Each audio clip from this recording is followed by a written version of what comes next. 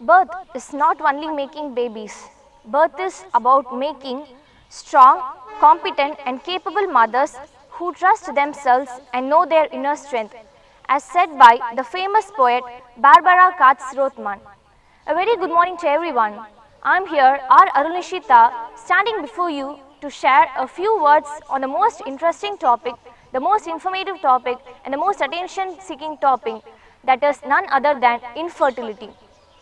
Most people will have the strong desire to achieve a child during their lifetime because a child is considered as an asset to a family.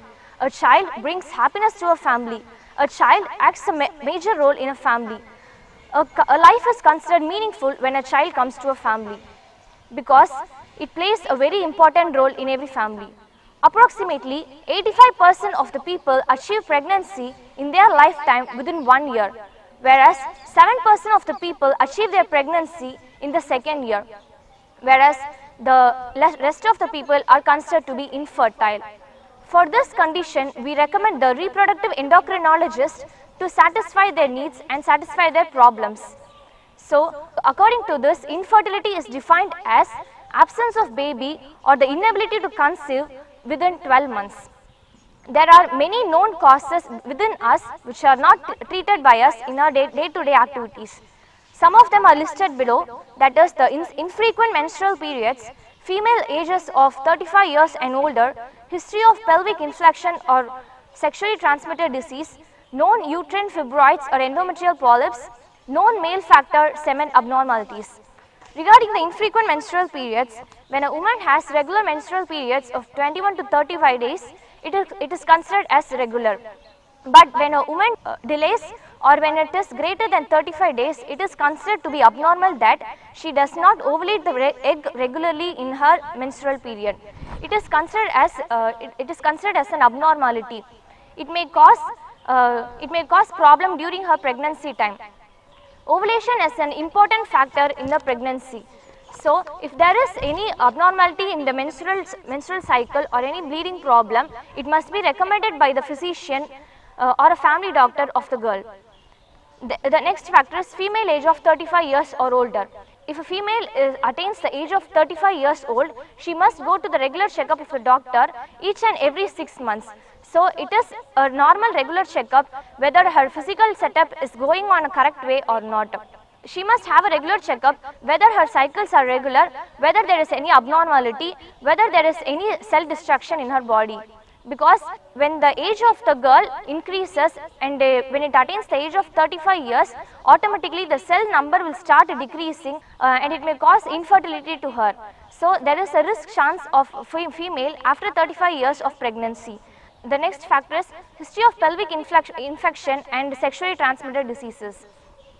The sexually transmitted diseases like chlamydia and gonorrhea may cause infection and inflammation to the fallopian tubes, which cause obstruction in the fallopian tubes, and it closes the opening of the tube, which is responsible for the entrance of the sperm into the fallopian tube and which causes the fertilization to the ovulated egg. So, when the ovulation is not occurring, as the fallopian tube is not opened, it does not occur the normal process of ovulation of egg. So, this blockage of fallopian tube is corrected by the surgical method known as hysteroscopy.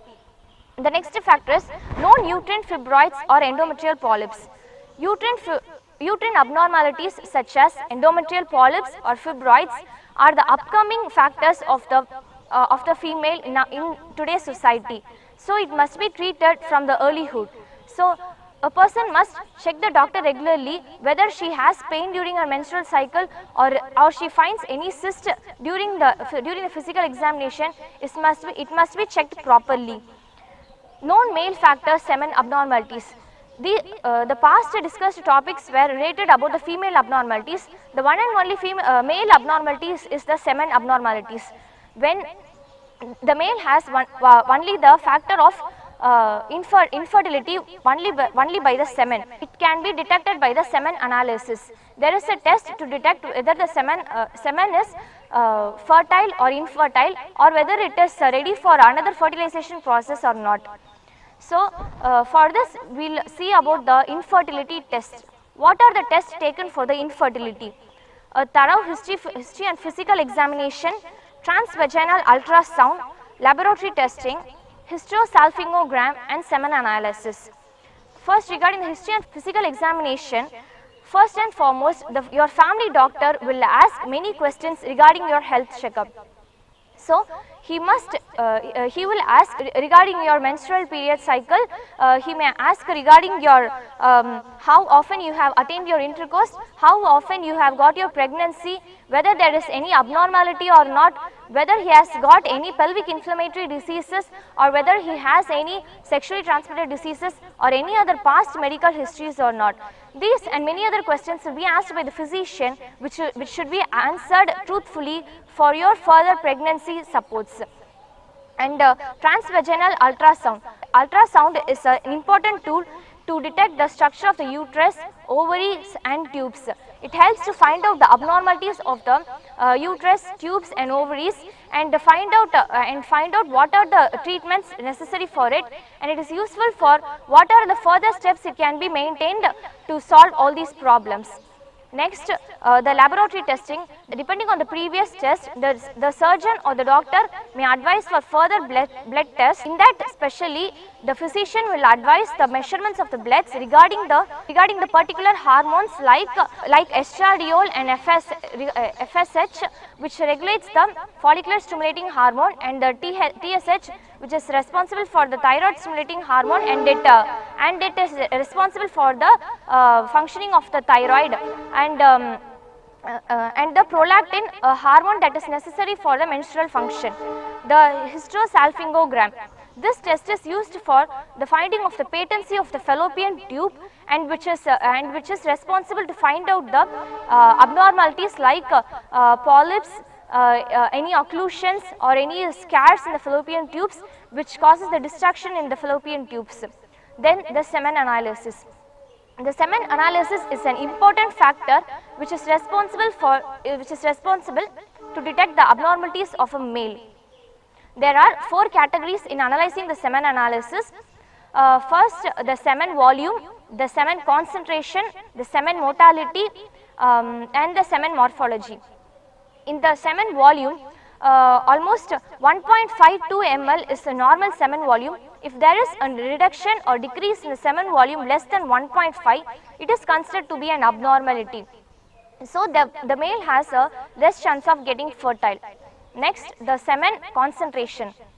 The concentration of a semen must be 20 ml sperm per 1 ml of semen. So, if there is a reduction of 20 ml sperm per ml of semen, it is considered to be as an infertile for a man to conceive to reproduce a child. The next one is the semen motility. The normal semen motility must be approximately 50%. If there is a reduction of 50%, it is considered as an abnormality. Then the semen morphology. We know about the sperm, the parts of the sperm, that is the head, midpiece and the tail. If there is an abnormality in any one of these parts, it is considered as an abnormality, and the person is considered as infertile. Then we'll see about the causes of infertility. Some of the causes are advancing maternal age, ovulation disorder, tubal occlusion, uterine fibroids, endometrial polyps, male affecting sperm function, endometriosis and other unexplained factors. Regarding the advancing maternal age, in the later 20th century, women attained their pregnancy at the age of teens or 20s. But nowadays, even the people of 30 to 40 years are not getting pregnant. So, it has become the adverse effects in the current society. So, the main problem is that the root function is nutritional problem. So, when the female attains the puberty, she does not get any adequate nutritious food. She suffers a lot in her pain. She suffers a lot in pain. She does not get adequate nutrition. So she does not bear any type of pain, which causes further problems in her pregnancies. So, it is responsible for a woman to take additional nutrition during her puberty time, which will be helpful during her pregnancy time. Next is the ovulation disorder. Ovulation is a very important factor during the period of pregnancy, because a woman naturally ovulates egg every month during her menstrual cycle. There are many disorders, like the main disorder is the polycystic ovarian disorder, which is now regularly coming in many types of children, which is an developing disorder. So to fight this disorder, proper adequate amount of nutrition is responsible for a person to develop their nutritional status. Then the tubal occlusion. The tubal occlusion is said as the blockage. As said in earlier, a pelvic inflammatory disease or the sexually transmitted diseases like chlamydia and gonorrhea may cause infection or inflammation in the fallopian tube, which causes the blockage in the opening of the tubal wall, which is responsible for the fertilization of the ovulated egg. When there is a blockage in the fallopian tube, there will not be an entering of the sperm, and which does not cause the fertilization to the egg. This is the occlusion. And the uterine fibroids. This uterine fibroids occurs in most of the 30% to 40% of the women nowadays. This fibroids, it is of three types: subserosal, intramural and submucosal layer. The subserosal lies in the 50% of the outer covering of the uterus. The intramural, which covers the muscles of the uterus, and the submucosal, which covers the uterine cavity. The subserosal does not cause any harm to the pregnancy, and the intramural also does not cause any harm to the pregnancy, whereas the submucosal coat, which lines and projects into the uterine cavity, which causes the abnormality in pregnancy, and the people may suffer with the infertility problems. So for this uterine fibroids, proper treatment is necessary. For endometrial polyps, can be detected by surgical methods such as hysteroscopy, laparoscopy and myomectomy. Hysteroscopy is a method in which an instrument is inserted into the uterine cavity, where many instruments are projected, so that the polyps may be removed by the surgical method if the physician or the surgeon ordered. Male factors affecting sperm function. As said before, the main cause of male factor affecting sperm is the semen. If there is any abnormality in the semen, or said earlier, whether there is any lower concentration of semen, the lower concentration of any motility, if there is any problem in the morphology of the sperm, it may cause the semen abnormalities in the male, and it may cause infertility. So, but as a known case, female is only the knowing cause of infertility, whereas male has only the 10 to 20% of chance of infertility. So, female is advised to take care of her health and ready for the fertilization process. Endometriosis. Endometriosis is endometriosis mostly occurs in the reproductive aged women from the 20 to 35 years of old. It causes inflammation in the ovum. It causes inflammation in the ovum, and it may cause disorders to the woman. And if it occurs in the men, it may cause an obstruction. It may cause an obstruction or inflammation in the sperm, which may cause destruction, and which may cause any abnormalities during the pregnancies. And in case of unexplained or the others, there are many factors which are unexplained. After the history collection and physical examination, there are no factors regarding the infertility, but the couples are not yet getting babies. In that cases, wait for some time and take adequate nutrition practices, maintain proper personal hygiene, maintain proper sexual contact, maintain proper menstrual hygiene, so that there may be a chance of getting a baby at the current interval of time. And next, regarding the treatment of infertility, there are many treatments like educating the patient, medications, insemination, in vitro fertilization, third party reproduction and surgery. Education, which is the important tool for which is an important tool for every couples who are attaining their pregnancies. Educating a patient helps the individual to know what and all the practices to be followed, and what and all the diet to be taken, and what and all the medications to be taken, what are the practices to be followed, whether to come for regular checkup or not, whether to attain whether to maintain proper diet pattern or not. These are the instructions to be given to a patient who is undergoing pregnancies. Then the medications to induce egg development and ovulation. There are some medications which can be given to a female child to induce a womb production. Some of them it can be either of pill type or by injection type. The pill type is clomiphene citrate, which is an anti-estrogen, which enters into the part of the brain, the hypothalamus, which induces the ovum production, and which helps in the production of ovum, and it helps in the fertility process.